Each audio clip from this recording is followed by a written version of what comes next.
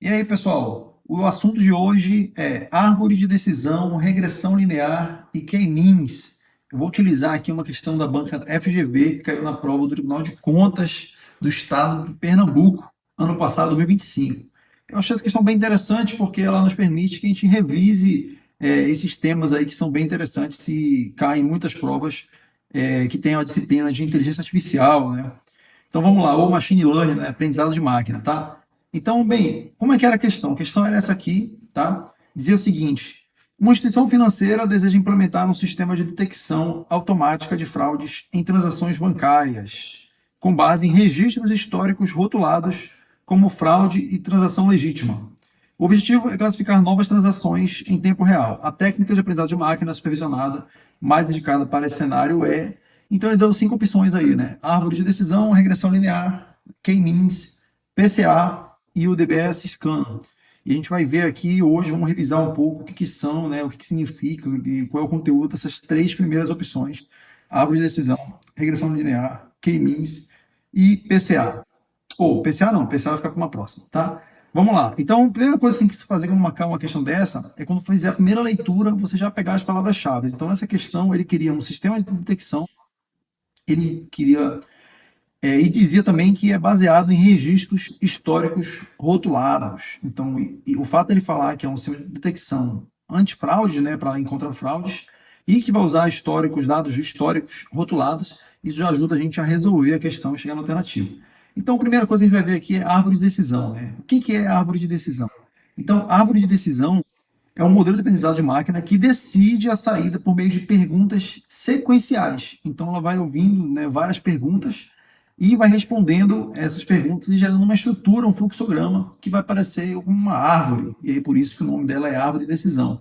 Então, lá em cima ele coloca lá, por exemplo, né, se o valor é maior que 1.000, aí desce uma próxima alternativa. Se sim, o país que a gente está tratando ali, a origem daquela transação, né, é diferente do Brasil? Sim. Então, poxa, se você está fazendo uma transação num valor muito alto e que não está no seu próprio país, aí ele pergunta o horário da transação, foi de madrugada? Sim, então é uma fraude. É provável que alguém tenha roubado ali o cartão da pessoa ou tenha acesso ao celular dela e esteja fazendo uma transação que não seja de verdade, tá? Então, a árvore de decisão é geralmente baseada em if-then, né? Então, ele vai fazendo várias checagens, né? Se tal coisa, e vai descendo. E nós temos também outros tipos de árvore de decisão. Esse exemplo que eu vou colocar aqui é um exemplo de árvore de decisão utilizada para classificar risco de ataque cardíaco, né? Coloca lá uma sequência de perguntas. Primeira pergunta é a idade, se a pessoa é mais jovem e tem um peso baixo, ela vai ter um baixo risco. Né? Se ela é mais velha e ela fuma, por exemplo, ela tem então uma probabilidade maior de ter um ataque cardíaco, né? Um ataque no coração. Esse outro exemplo aqui é um exemplo clássico para quem fez computação. Eu fiz computação, né? Fiz engenharia da computação, que a gente utiliza lá para aprender a programar e desenvolver uma árvore de decisão, né? Que é para identificar, de acordo com as características dessa flor, você acaba identificando qual é o tipo da espécie, né? Qual a subespécie da flor em questão, beleza? E já aproveito aqui e peço para você que ainda não se inscreveu aqui no nosso canal, não segue a gente nas redes sociais, siga aí o Manda Resumos para ter aí outros vídeos de conteúdo de informática, computação, direito e preparação para concurso público. Beleza? Voltando aqui, então, para que serve a árvore de decisão? Ela serve para ser utilizada, né, com classificação. A maior parte dos usos dela é para classificação. É o mais comum em prova é classificação, identificar se algo é legítimo ou ilegítimo, se é um spam ou não é um spam, se é um risco, né, cardíaco, por exemplo, ou não é um risco, e de colocar aqueles elementos numa classe. Tá? Também pode ser utilizado para regressão, para prever valor de imóvel, mas no caso ele vai prever valores contínuos, né? Ele vai prever barato, caro, ou seja, faixas de valores de acordo com características dos imóveis, por exemplo. Como é que ela aprende? Ela tenta encontrar a melhor divisão, né? Ela vai dividindo os dados. Se você vê, ela faz perguntas, e aí, com base nessas perguntas, ela vai dividindo os dados a encontrar conjuntos homogêneos, né? Conjuntos que tenham as suas features, as suas variáveis em grupos puros, e aí ela usa o Gini e a entropia, que são elementos para identificar o quanto que está puro aquele conjunto de dados, tá? Isso é algo mais específico para provas de computação ou provas de professor e área de pesquisa. Ela é boa porque ela é interpretável, porque a pessoa consegue ler a árvore de decisão, então isso é uma característica que pode cair na prova, né? Dizer que ela é um método muito interpretável e fácil de entender. Ela é boa para dados tabulares são dados rotulados, tá? e ela é rápida para fazer a inferência, que é uma vez que o modelo já foi treinado, você quer utilizar ele para identificar aquela classe, é a inferência, beleza? Ela pode sofrer com overfit, então ela vai acabar se viciando naqueles dados utilizados no treinamento e não vai conseguir funcionar para generalizar para novos modelos, tá? E uma árvore sozinha ela pode ser instável, é por isso que existem outras técnicas mais complexas, como o Random Forest e o Gradient Boosting, beleza? Vamos agora para a regressão linear. Então a gente já viu lá o que é a árvore de decisão. A regressão linear ela já é utilizada com um modelo supervisionado para prever valores numéricos contínuos. Então ele vai tentar ajustar uma reta, tá? Ele vai ajustar uma reta que relacione entrada e saída. Então você vai ter ali umas features de entrada, umas características, e o modelo de regressão linear ele vai fazer uma reta que vai tentar encontrar ali a média dos valores, tá? Ele é utilizado quando o valor-alvo é numérico, não foi o caso dessa questão, quando você tenta encontrar, por exemplo, o preço, demanda, temperatura, definir um tempo, ou um salário previsto. Tá? Para esse tipo de questão aqui que a gente viu hoje, fraude, para definir se algo é fraude ou se é legítimo, ele não utiliza regressão. Então, um exemplo clássico que a gente tem de regressão é esse aqui, utilizado para quando você tem, por exemplo, valores, características de imóveis, e você tenta prever qual é a curva de imóveis, por exemplo, pelo número de quartos, pelo número de metros quadrados daquele imóvel, você tenta ter uma reta que vai dizer quanto cresce o valor daquele imóvel, tá? Então, o valor da regressão linear é para isso, é você descobrir valores contínuos, tá? Ele tem números aí, técnicas que você tem que saber, utiliza técnicas como os mínimos quadrados e minimização de erros. Como é que mede o erro na regressão linear, né? O erro é medido pela distância desse pontinho vermelho aí, por exemplo, para a reta. Quanto mais distante estiver esse pontinho vermelho da reta, maior vai ser o erro, né? Então a ideia é que tenha uma equação que fique próximo aí, que vá aproximando todos esses itens, tá?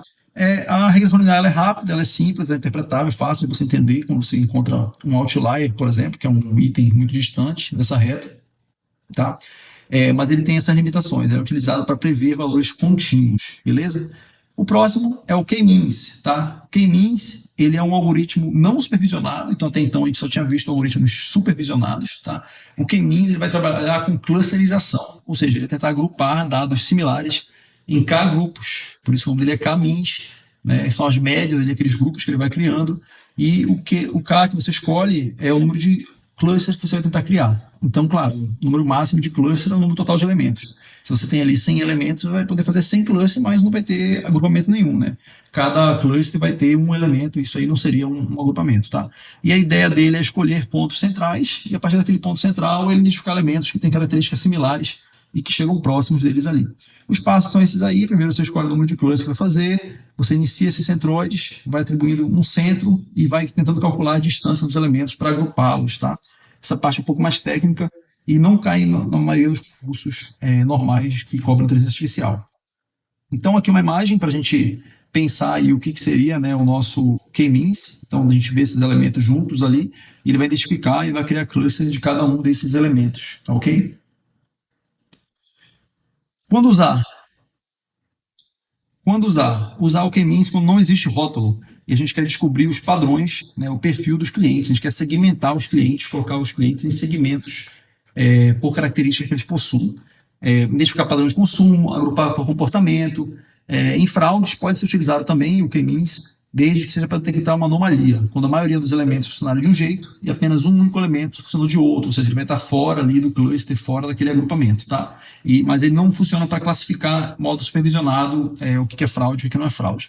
Ele tem algumas limitações que a FGV já cobrou. As limitações do K-means são: você tem que escolher esse número de K, então às vezes você pode escolher um número de K ruim, com poucos elementos ou com muitos, que vai demorar muito para treinar o modelo. Ele é sensível à escala, então todos os elementos têm que ter características próximas, assim, não pode ter alguém com 100 reais e outro com 1 milhão, porque isso vai bagunçar a forma como o K-means funciona. E ele é ruim para clusters não esféricos, ele é sensível a outliers, sendo até utilizado para identificar um outlier, né, quando você tem uma anomalia. Então, basicamente, qual é a regra que a gente viu aqui? São esses 3 elementos. Árvore de decisão é para regras de decisão, geralmente classificação supervisionada, regressão linear para valores numéricos, regressão supervisionada, ou seja, valores contínuos, vai utilizar a regressão linear.